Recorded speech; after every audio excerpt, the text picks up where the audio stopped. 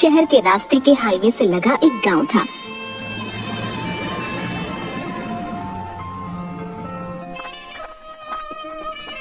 उस गांव में झुमरी अपने मजदूर पति और 10 साल के बच्चे कन्नू के साथ रहती थी। झुमरी अपनी शादीशुदा जिंदगी से बहुत परेशान थी। उसका पति रोशन जितनी भी मजदूरी में कमाता था वो उतना ही शराब में खर्च कर देता।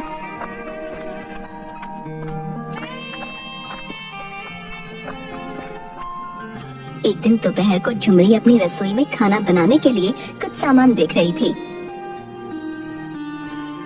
इस डिब्बे में कुछ नहीं है, अब तो दाल चावल भी नहीं बचा, आज मैं खाने में क्या बनाऊंगी।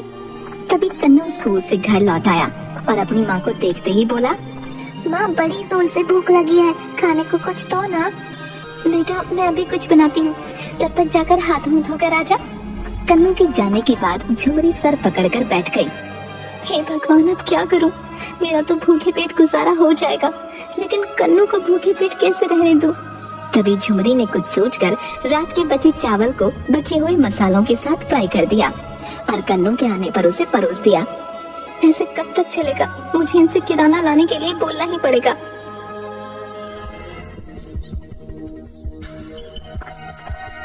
शाम को जब उसका पति काम से लौटा तो झुमरी ने उसे शराब के नशे में देखा।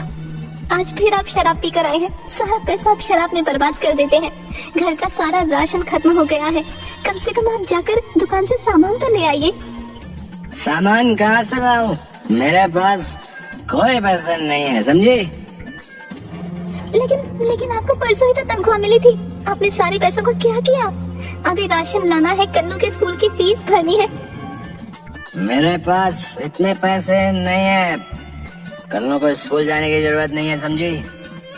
मैं तो कब से कह रहा हूँ उसे मेरे साथ काम पे भेजा करो, लेकिन तुम्हें तो उसे पढ़ाने लिखाने की धुन सवार है। तो क्या आप चाहते हैं कि वो भी आपकी तरह मजदूरी करे?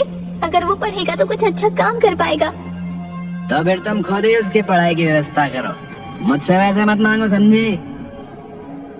लेकिन मैं कहाँ से पैसे लाऊंगी? इस तरह कई दिनों तक झुमरी और रोशन के बीच बहस होती रही। रोजाना रोशन शराब के नशे में आता और झुमरी और कन्नू को बुरा भला कहता, और अब तो वो झुमरी पर हाथ भी उठाने लगा। पैसे और राशन की कमी से कन्नू को भी कई बार भूखा ही रहना पड़ता। एक बार कन्नू कमजोरी से बेहोश हो गया।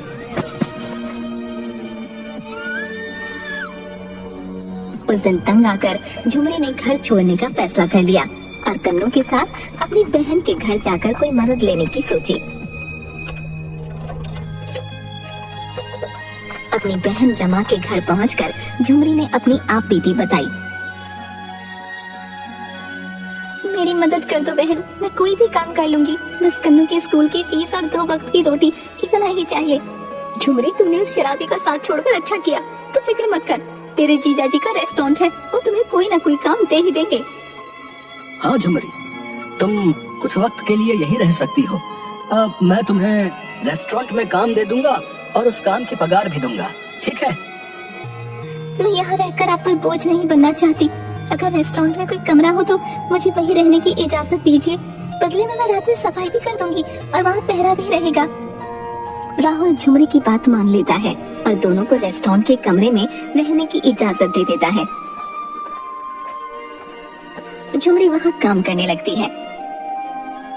एक दिन रेस्टोरेंट का रसोइया बहुत बीमार पड़ गया और उसकी जगह राहुल को तुरंत कोई दूसरा रसोइया नहीं मिल रहा था। तब झुमरी राहुल को परेशान देखकर बोली, जीजाजी अगर आपको परेशानी न हो तो आज का खाना मैं तैयार कर देती हूँ। राहुल के पास कोई चारा नहीं था और कस्टमर्स के आने का वक्त हो चला था, इसलिए उसने झुमरी को उस दिन का खाना तैयार करने को कहा। रेस्टोरेंट में एक 4 कस्टमर आकर टेबल पर बैठे। राहुल उनका ऑर्डर लेने गया। भैया 1 प्लेट कढ़ाई पनीर, 15 रोटियां, तड़के वाली दाल और बाद में फिर 1 प्लेट चावल ले आना, ठीक है? राहुल ऑर्डर लेकर झुमरी को खाना तैयार करने को बोलता है। थोड़ी ही देर में वेटर उन लोगों के सामने खाना लगाता है। खाने का पहला निवाला चखते ही उस आदमी ने कहा, अरे वाह राहुल भाई, आज आपके खाने की बात ही अलग है। वाह क्या लजीज स्वाद है भैया, वाह।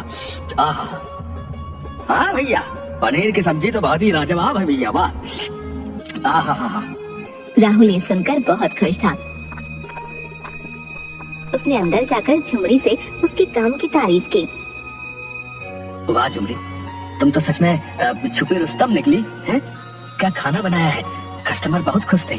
बहुत बढ़िया, बहुत बढ़िया। बस दिल से बनाया जीजा जी, उन्हें अच्छा लगा, बड़ी अच्छी बात है। उस दिन हर कस्टमर ने खाने के टेस्ट की बड़ी तारीफ की। तब झुमरी को अपने ऊपर आत्मविश्वास आया कि वो खुद भी कुछ अच्छा काम कर सकती है। रात में राहुल ने खुश होकर झुमरी को बोनस भी दिया।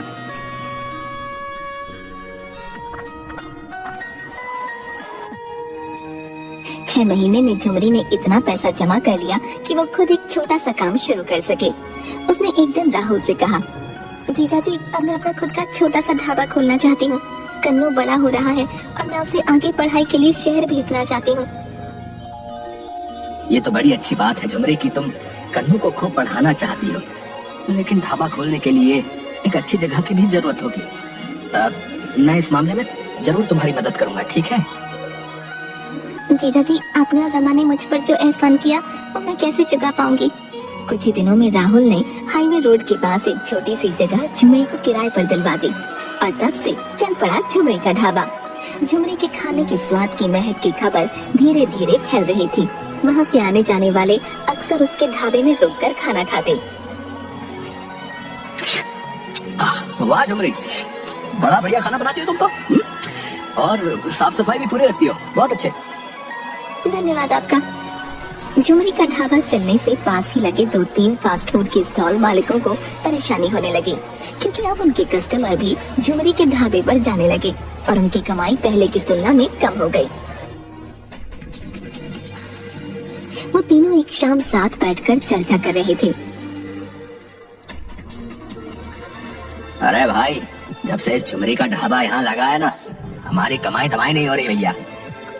हाँ चाचा जी, आजकल मेरे ठेले पर कोई नहीं आता। इस झुमरी के ढाबे का कुछ करना पड़ेगा भैया, वरना हमारा धंधा ही चौपट हो जाएगा, है कि नहीं? मैं कहती हूँ मेरे पास एक तरकीब है। वो तीनों धीरे धीरे बातें करते हुए झुमरी के ढाबे को लेकर प्लान बनाते हैं।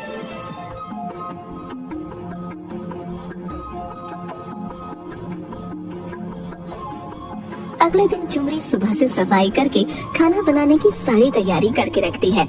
जब वो काम से बाहर निकले तो वो फूड स्टॉल वाली औरत चुपके से कुछ मरे हुए चूहे ले जाकर दाल की कढ़ाई में डाल आई।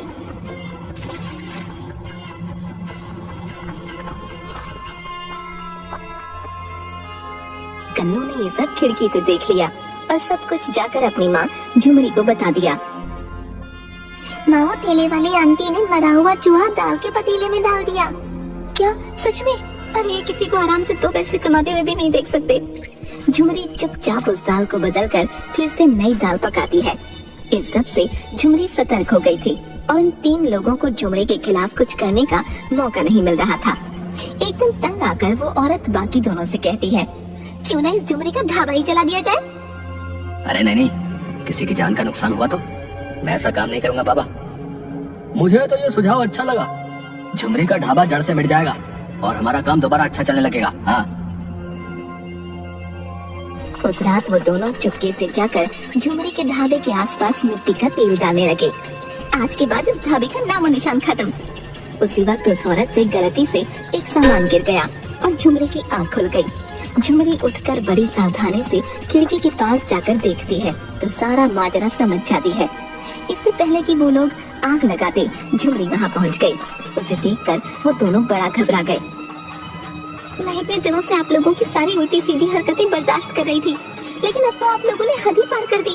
आप यहाँ आग लगाने चले आए और ये भी नहीं सोचा कि मैं और मेरा बेटा यहीं अंदर होंगे। आप लोग अपना उल्लू सीधा करने के लिए किसी की जान लेने पर उतारू हो गए। क्यों राधा, तुम्हारी भी तो मेरे बराबर की बेटी है ना? तुम्हारी बेटी और तुम्हारे साथ कोई ऐसा करे तो? ये सुनकर उस औरत और आदमी ने सर झुका लिया।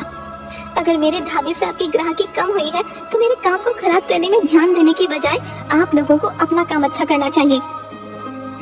किसी के नुकसान में अपना फायदा नहीं देखना चाहिए। आज एक बार फिर मैं आखिरी बार आपको जाने दे रही हूँ, लेकिन अगर आपने कुछ करने की कोशिश की तो मैं पुलिस में शिकायत दर्ज कराऊंगी।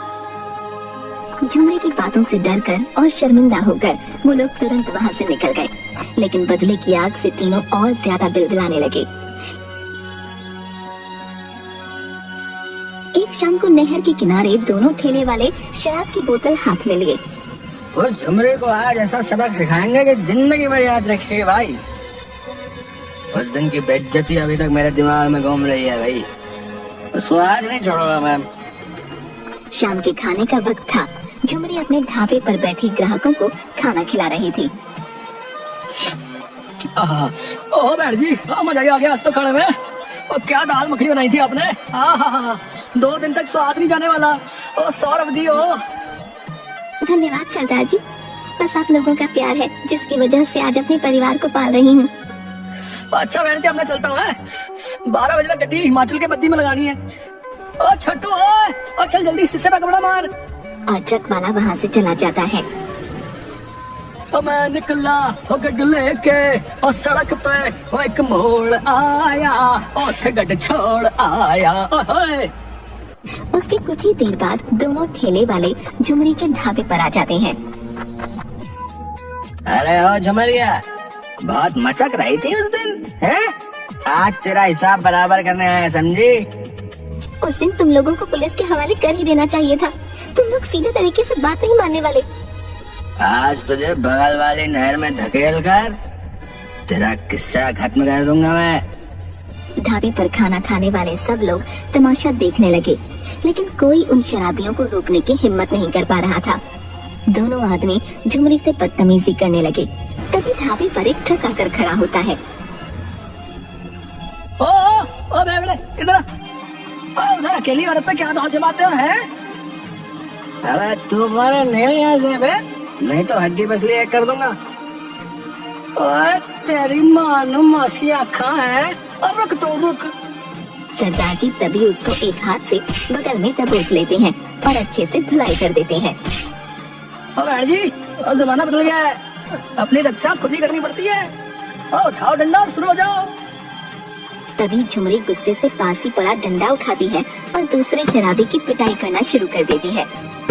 अरे भाई बच्चा है, छोड़ भाई, छोड़ दे, माफ कर दो भाई, छोड़ दे भाई, मारो भाई, गलती हो गई। तभी वहाँ पुलिस आ जाती है और दोनों शराबियों को गिरफ्तार कर लेती है। आओ जी, इंस्पेक्टर साहब, और ले जाओ इन्हें और बाकी की खातिरदारी थाने में करो इनकी।